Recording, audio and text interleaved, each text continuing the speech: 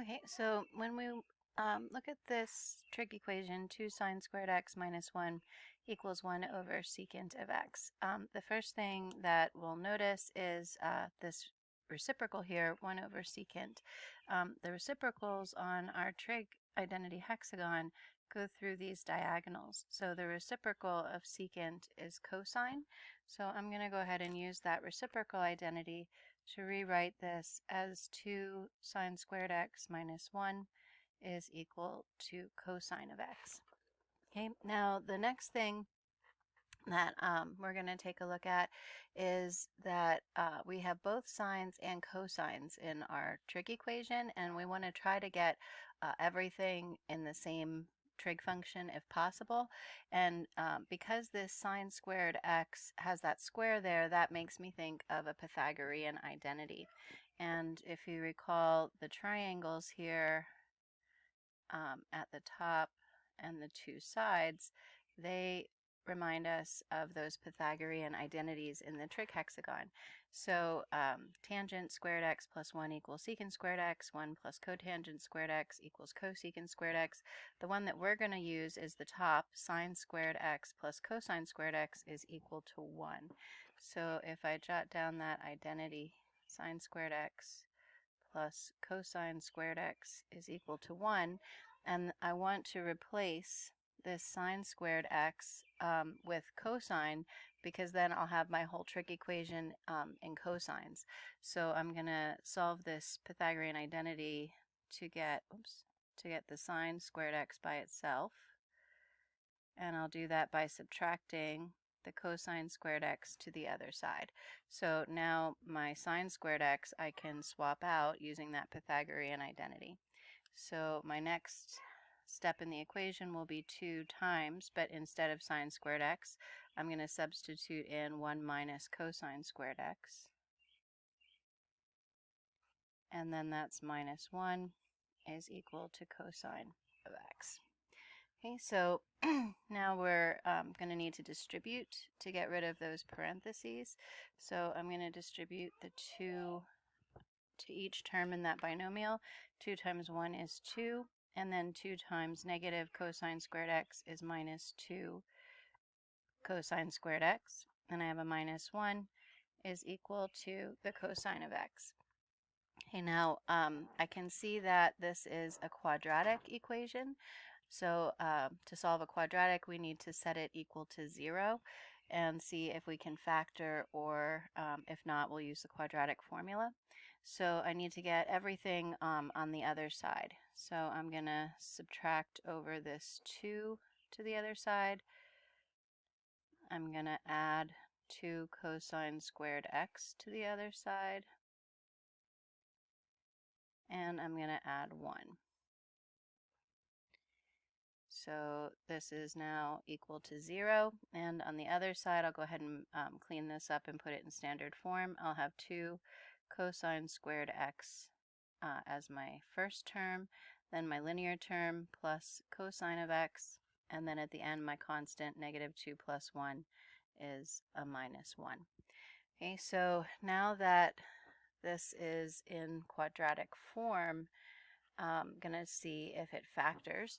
And like we looked at in the lesson videos, usually people prefer to do a little bit of substitution here to make it easier to factor. So if I, off to the side here, I'm just going to tell myself that I'm going to use the variable u in place of cosine of x.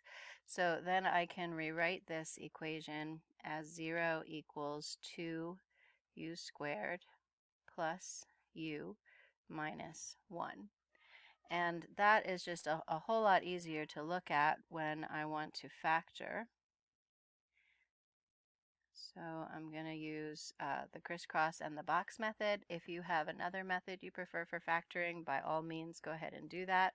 But the way the crisscross and the box works is you multiply your leading coefficient times the constant. So 2u squared times negative 1 is a negative 2u squared. Then your linear term goes in the middle. So that's a u, and I'm looking for factors of negative 2u squared.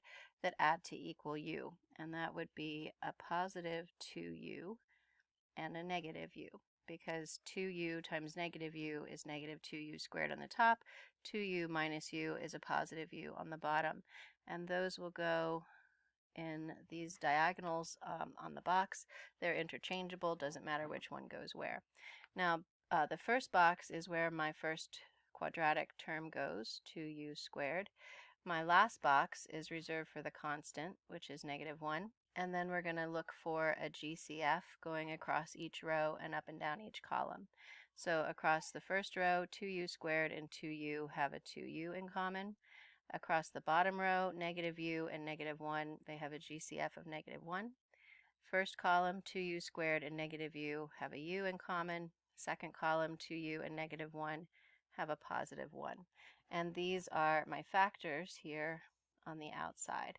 So this factors as 0. Oh, whoops, I wanted to do that in pink. So 0 is equal to u plus 1 times the quantity 2u minus 1. And now that it's factored, I can go ahead and put my substitution back in. I was just using u as a placeholder to make it easier to factor. So now everywhere I see a u, I'm going to replace that with a cosine of x. So 0 is equal to cosine of x plus 1 times the quantity 2 cosine of x minus 1. And now I don't need that u anymore.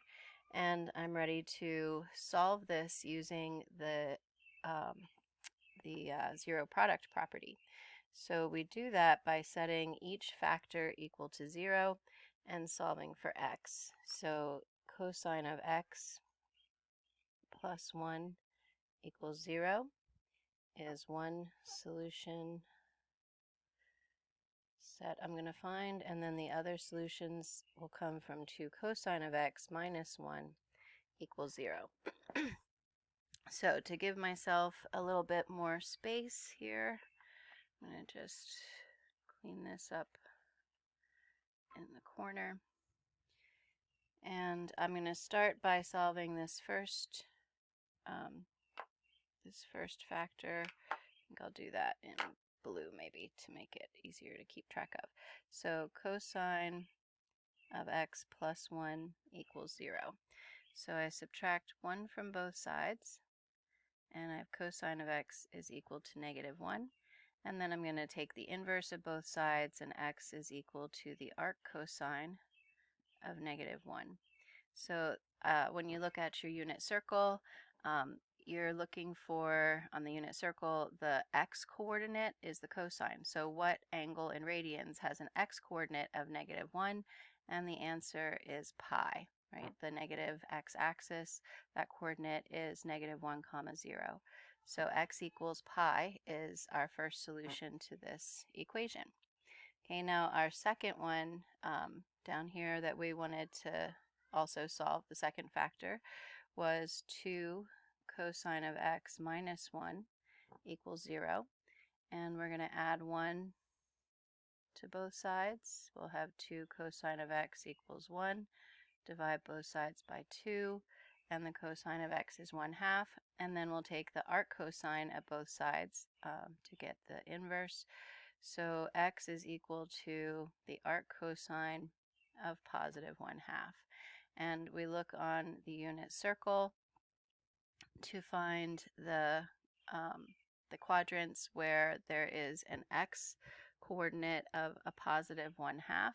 And in the first quadrant, that is at pi over 3. And then cosine is also positive in the fourth quadrant. All students take calculus C for cosine in quadrant 4.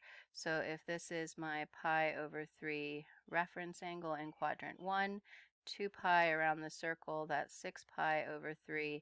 So my fourth quadrant answer, I subtract 6 pi over 3 minus pi over 3 is 5 pi over 3. And so x equals 5 pi over 3 is going to be my third solution. Okay, now we want to grab the graphing calculator and check that all of these solutions that we found work in our original equation.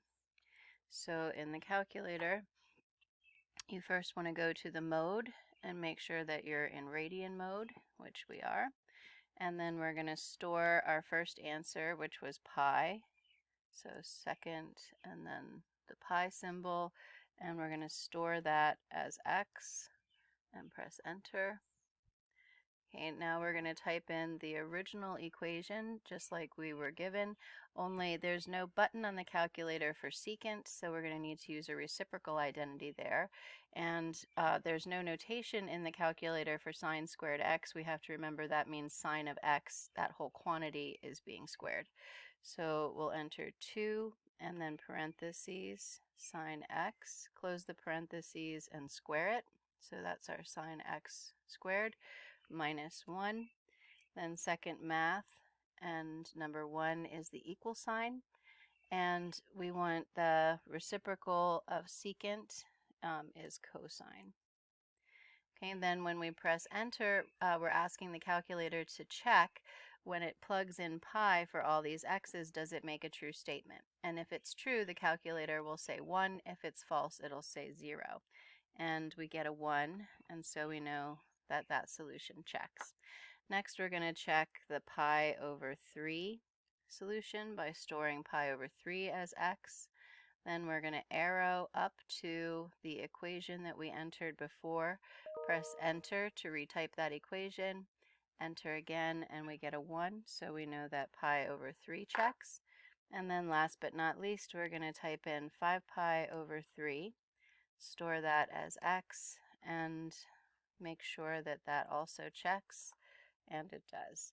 So this equation, 2 sine squared of x minus 1 equals 1 over secant of x. That equation has 3 solutions at pi over 3, pi, and 5 pi over 3.